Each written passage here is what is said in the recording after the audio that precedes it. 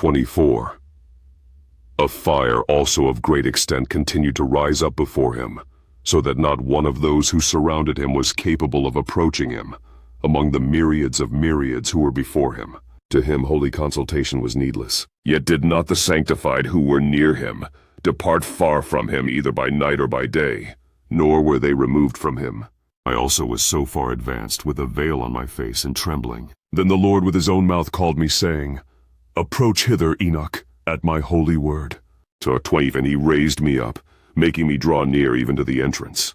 My eye was directed to the ground. Then addressing me, he spoke and said, Hear, neither be afraid, O righteous Enoch, thou scribe of righteousness. Approach hither and hear my voice. Go, say to the watchers of heaven, who have sent thee to pray for them, You ought to pray for men, and not men for you.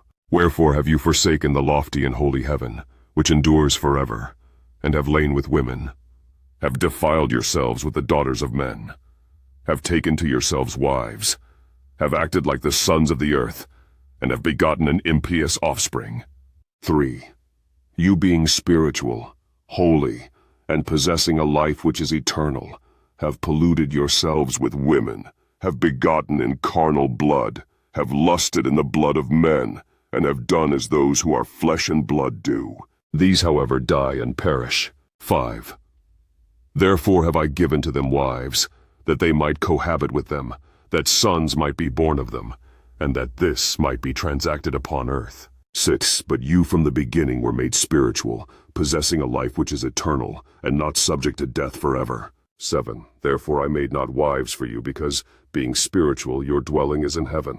But now the giants, who have been born of spirit and of flesh, shall be called upon earth evil spirits, and on earth shall be their habitation. Evil spirits shall proceed from their flesh, because they were created from above. From the holy watchers was their beginning and primary foundation. Evil spirits shall they be upon earth, and the spirits of the wicked shall they be called. The habitation of the spirits of heaven shall be in heaven, but upon earth shall be the habitation of terrestrial spirits who are born on earth. The spirits of the giants shall be like clouds, which shall oppress, corrupt, fall, contend, and bruise upon earth. 10. They shall cause lamentation. No food shall they eat, and they shall be thirsty. They shall be concealed, and shall not one rise up against the sons of men and against women, for they come forth during the days of slaughter and destruction. 1. And as to the death of the giants, wheresoever their spirits depart from their bodies, let their flesh, that which is perishable, be without judgment.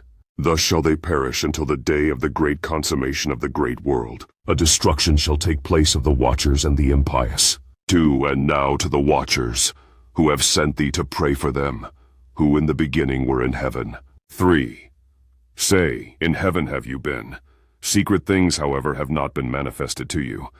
Yet have you known a reprobated mystery. 4. And this you have related to women in the hardness of your heart, and by that mystery have women and mankind multiplied evils upon the earth. 5. Say to them, Never therefore shall you obtain peace.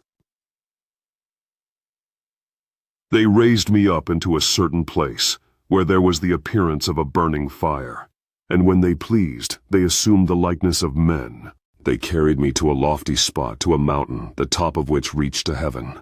And I beheld the receptacles of light and of thunder at the extremities of the place, where it was deepest. There was a bow of fire, and arrows in their quiver, a sword of fire, and every species of lightning. 4. Then they elevated me to a babbling stream, and to a fire in the west, which received all the setting of the sun. I came to a river of fire which flowed like water, and emptied itself into the great sea westwards. 5. I saw every large river, until I arrived at the great darkness. I went to where all of flesh migrate, and I beheld the mountains of the gloom which constitutes winter, and the place from which issues the water in every abyss. 6. I saw also the mouths of all the rivers in the world, and the mouths of the deep,